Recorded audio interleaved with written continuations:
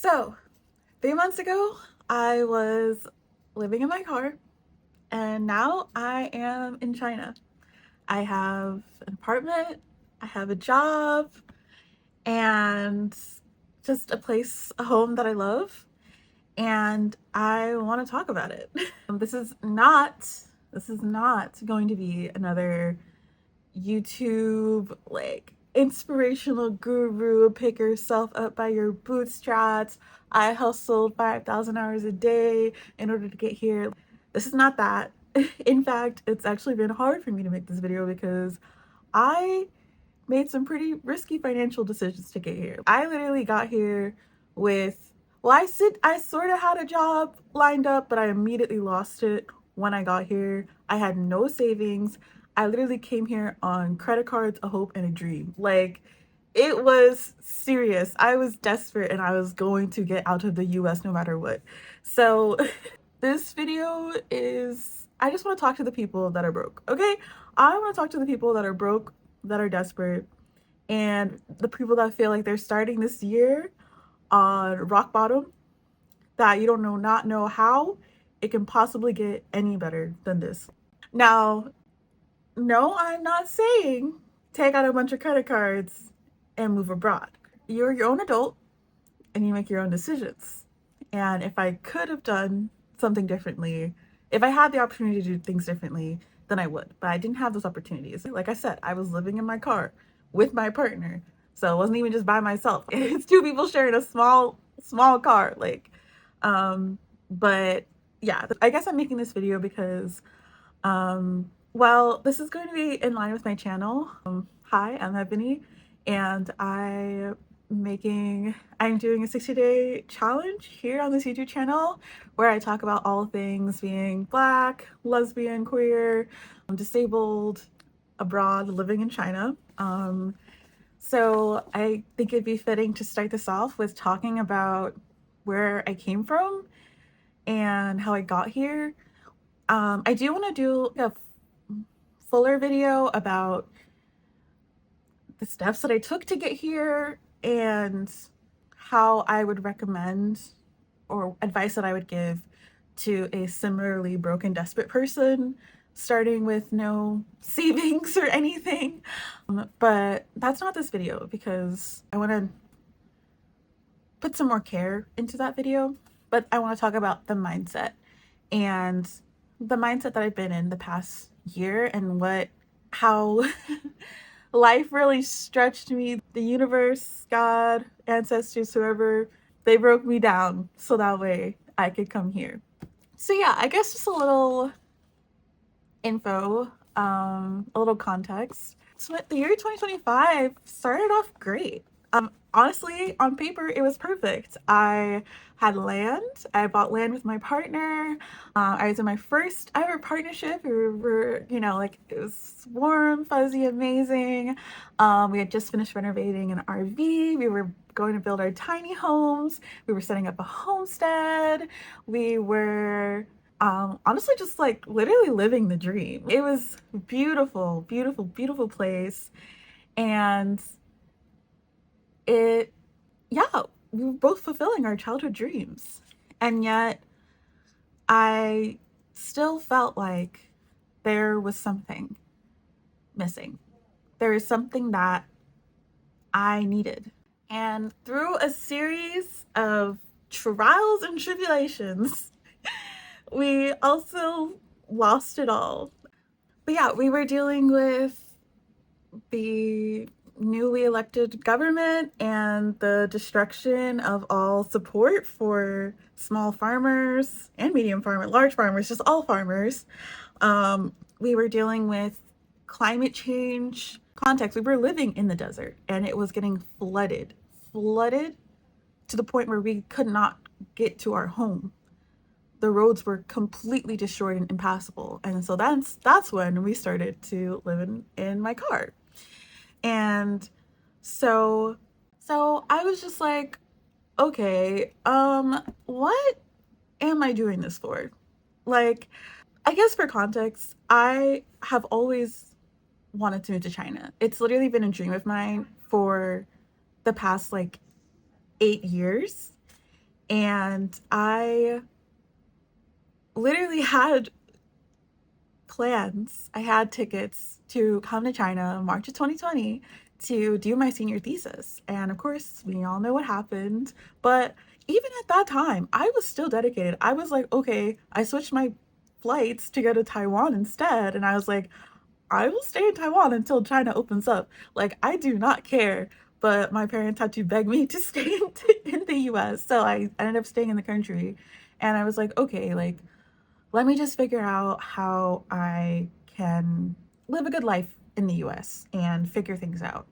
And I tried. I did try it, but I knew that that wasn't the path that was for me. And I truly believe that the reason that, even with the amazing things that I was blessed with throughout the past few years, I still just was constantly going through so much housing insecurity, food insecurity, and all these other things that are also just like plaguing people in my generation or just all around the US. Like, I was living up, it was a hard life. It was a hard life and nothing was stable. I think I saw something that was like 25% of US, of college recent graduates are unemployed. It is difficult. It is so difficult out there. And so, even when I had everything on paper, living on the farm, creating off grid life, like this, a hobby, a thing that I loved, I still felt this calling in my soul to be in China. Something out was out there for me in China. And, I really believe that listening to that small voice within you, um, that urge that comes to you when you finally get silent with yourself, when you're sitting quietly, that is when you're in alignment with that thing, with that voice, with that guidance, intuition, God, whatever you want to call it.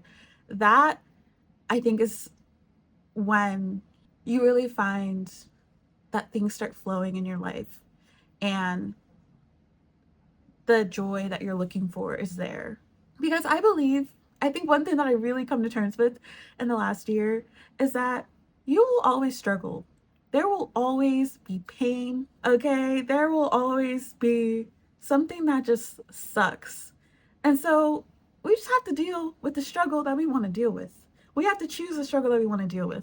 When I was choosing to create this life off grid, I knew that I didn't want to, and I couldn't. My body could not handle working a 9 to 5, 40 hours a week, living with roommates until the end of time. I love my roommates, but I think specifically living under landlords, because I think we all can raise our hands and know one person, at least one, probably more people that are getting screwed over by their landlords right now because their landlords are disrespecting their space and or not making it safe for them to live there.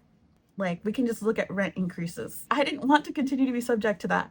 I would rather build my own home with my two hands, move off grid away from all my friends, and create something sustainable. That's the struggle that I chose. And I was sticking with it because I sort of accepted and tried to settle with being in the US because that's the path that I seemed the most reasonable for me to be on.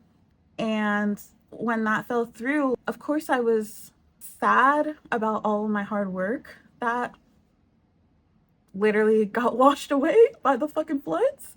But also, I felt a little relieved because I was like, wow, I gave it a try. I gave everything, I gave it all a try when it came to trying to build a life in the US. And now I can be free to do my dream. You know, nobody can say I did not try. Nobody can say I did not give it a good try. And now I'm out of here. So now that I'm like living within the calling, I'm not gonna say life is perfect. Like, again, I came here, I still got the debt to worry about. I lost my job when I came here. I got swindled into this apartment, which I want to give a story about. But still, there's just like the joy that comes with knowing that you are on your dream's path. And there's so much flow that comes from that. Even starting this YouTube channel and doing this challenge, like, this is something that I wanted to do for years, for so many years. But I just, there was so much resistance because it wasn't, I just felt like I wasn't where I needed to be in life. And now I feel like I'm here. So yeah, I hope that this video can give you a little bit of inspiration and courage to listen to that little voice inside of you, listen to your intuition, meditate, go on a walk, even like literally just lay in bed, and that thing that calls to you, like, you know, just take a day, take a month, or whatever amount of time you want to set to like act and believe as if that is true. Act and believe as if that is possible, and see what that would take. Because honestly, it seems like a huge leap. I had, again, I had no money coming here. I just knew that I couldn't, it was literally more expensive to live in the US than it was. Obviously, we know it's more expensive to live in the US than live elsewhere, but like, it's more expensive to be homeless in the US than it is to live a good life here. Literally, 3 nights, honestly, 2.5 nights in a hotel, in a cheap hotel that we were staying in when we couldn't get back home to our house, and we were like living in the car. And that hotel also had a bed bug scare, so it also we also lost out on other permanent housing because of that. But anyways, 2 nights in those hotels is literally rent for this place, for this wonderful, amazing place. And so it's just like, it literally just, it's like I'm living in another world. For real. And that's also what I want to talk about on this channel. Just how much of another world is out there, and that when you start to like live abroad or just literally just experience other places, you realize how messed up everything is in the US, and that life doesn't have to be that way, and that, you know, we really can fight for better because we deserve better. And, you know, I think that it's a trap to believe that this is the only way, this is the best way.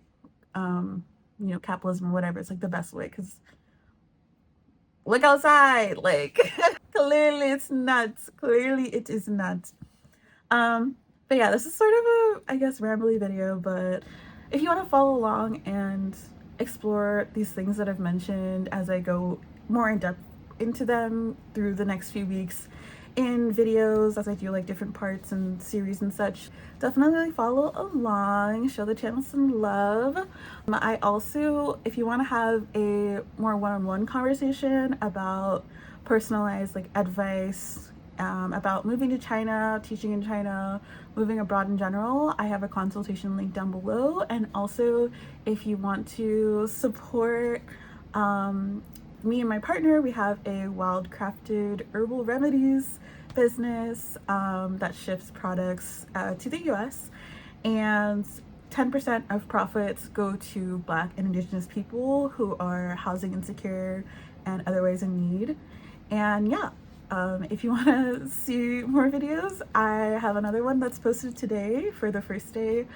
Hi, Editing Ebony here. Sorry that cut off, but the second video for day 2 is up, where I'm talking about weight and Asia. I will see you tomorrow.